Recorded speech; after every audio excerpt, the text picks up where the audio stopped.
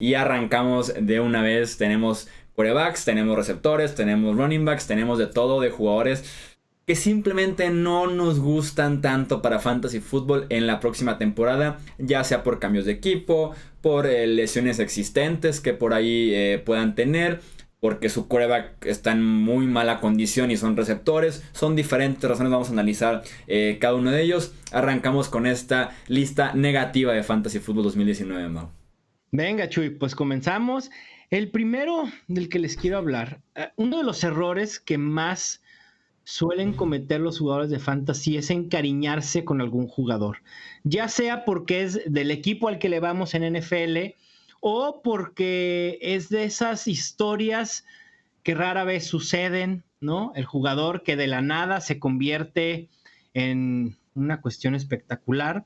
Lo que sucedió con Philip Lindsay el año pasado fue increíble. No va a volver a suceder. Un jugador no drafteado, enterrado en el depth chart de su equipo, que logra hacerse de la titularidad desde la semana 1 o 2 y que tiene un temporadón como la que tuvo Lindsay, es raro que vuelva a pasar.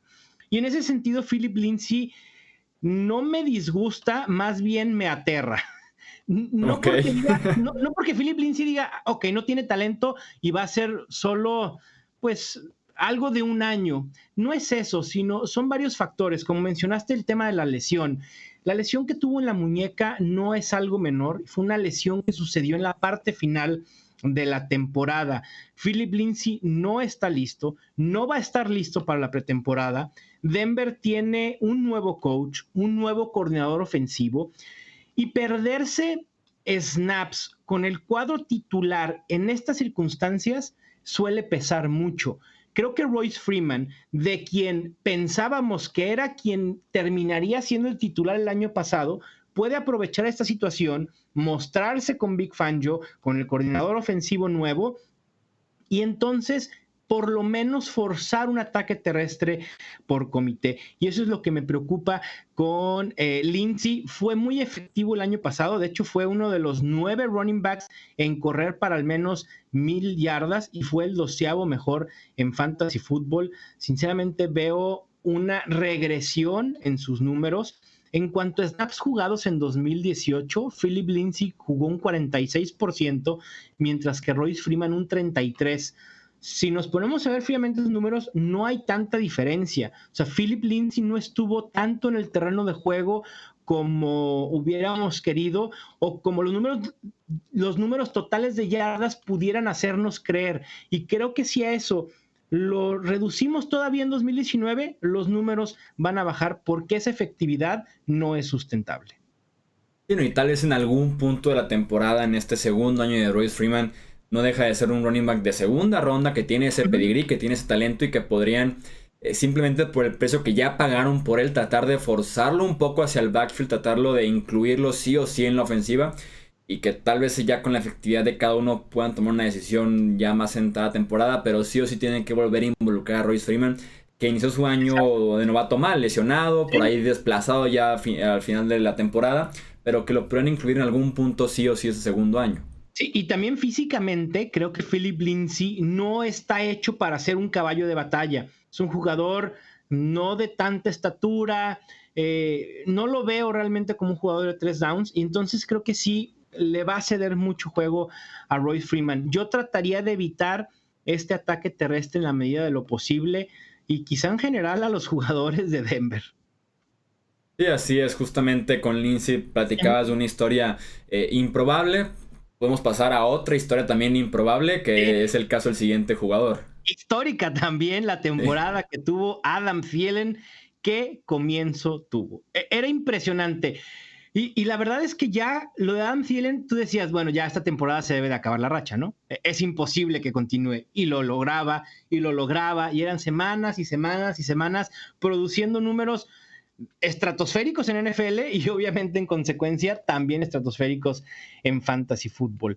Este año me preocupa porque para tener a Adam Thielen lo tenemos que seleccionar en la segunda o tercera ronda.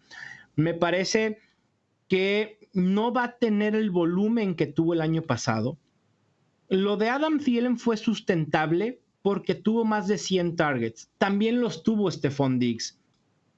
me preocupa el cambio de coordinador ofensivo. Desde que Stefanski se hizo o asumió el control de la ofensiva en la semana 15, la utilización de Adam Thielen realmente bajó muchísimo. Stephon Diggs en esos 3 juegos tuvo 23 targets, mientras que Adam Thielen solo 12. Sé que la muestra de 3 juegos no es mucha y no deberíamos de basar una evaluación de todo un año solo en 3 juegos, pero sí nos dice mucho de la utilización que le dieron a Thielen. Y además, desde antes de este cambio, los números de Adam Thielen bajaron. De la semana 9 a la 16, fue el wide receiver 23 en puntos fantasy totales.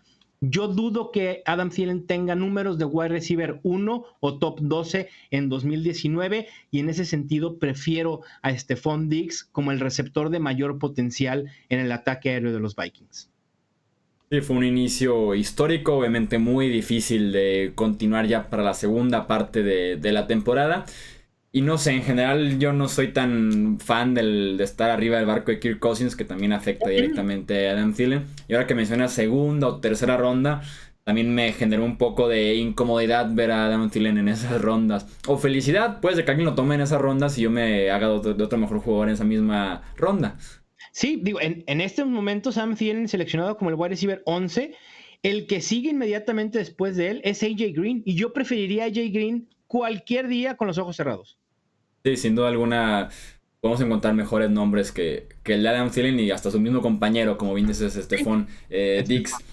Seguimos con esta lista de jugadores a evitar, o tal vez tratar de darles la vuelta durante el draft. ¿A quién tenemos, Mau?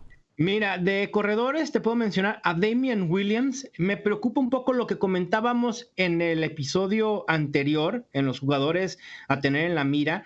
La presencia de Carlos Hyde me genera dudas sobre Damian Williams, un jugador que nunca fue o nunca ha sido un caballo de batalla, y ahora por unos 6-7 juegos que tuvo ese rol en los Chiefs, ya queremos creer que él va a ser el próximo Jamaal Charles, el próximo Kareem Hunt de la ofensiva de Andy Reid. Yo tengo mis reservas, yo preferiré dejarlo pasar, al igual que a Tariq Cohen. Me parece que Cohen va a seguir en el rol que tenía el año pasado de ser un running back solo de cambio de juego, es decir, de cambio de ritmo, terceras oportunidades esporádicas y muy utilizado en el juego aéreo. La llegada de David Montgomery es quien deberá asumir el rol de Jordan Howard. Y otro corredor que estoy evitando a su costo actual en estos momentos es Todd Gurley.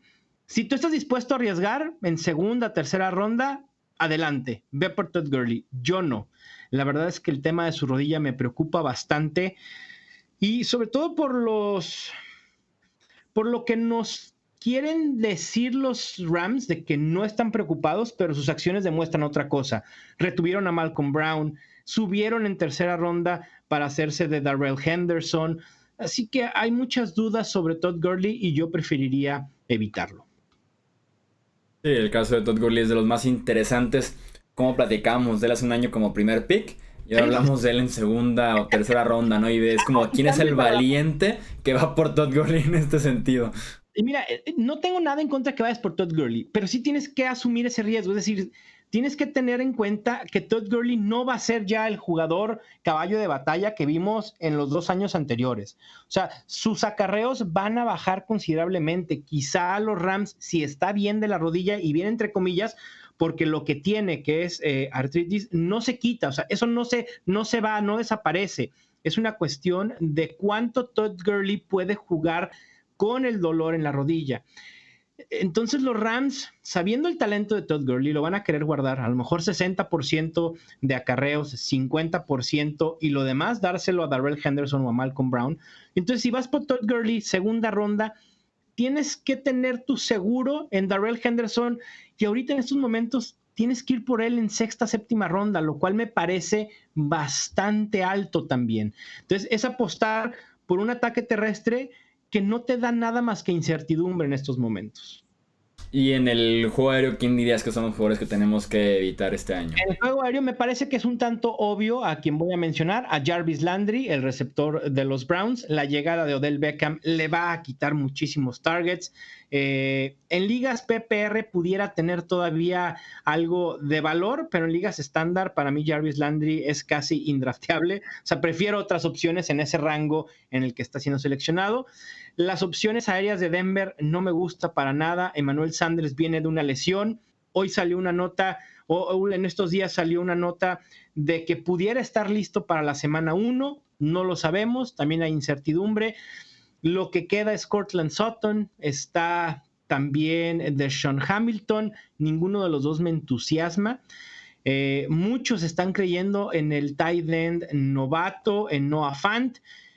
Quizá pudiera tener números de top 15, pero ya teniendo una gran temporada, porque además Joe Flacco suele utilizar bastante a sus tight ends, pero en general evitaría el ataque aéreo de Denver y también al ataque aéreo de los Titans. No sabemos si Mariota vaya a poder jugar una temporada de 16 juegos, si se lesiona está Ryan Tannehill, no ofrece tampoco mucho potencial.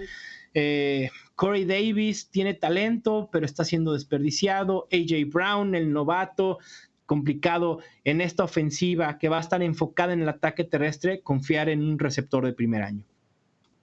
Con Mariota no solo es si podrá jugar 16 partidos, es también los que juegue 16 o menos, cómo los va a jugar, ¿no? No me acuerdo en qué medio yo decía, bueno, es que Marcus Mariota ha tenido un coordinador ofensivo diferente en cada una de sus temporadas en la NFL. Y no va a ser excepción este año. Exactamente, y es complicadísimo eso. O sea, ¿cómo le haces? Por más inteligente, por más retención que pueda tener un quarterback, es bien complicado estarte aprendiendo un esquema ofensivo cada año. Sí, fue tal vez injusto. Sí, injusto, bueno, por la parte de entrenadores, de las lesiones. Realmente el talento alrededor no era la gran cosa fuera de Delanie Walker antes de que llegara Corey Davis, Adam Humphries, AJ Brown.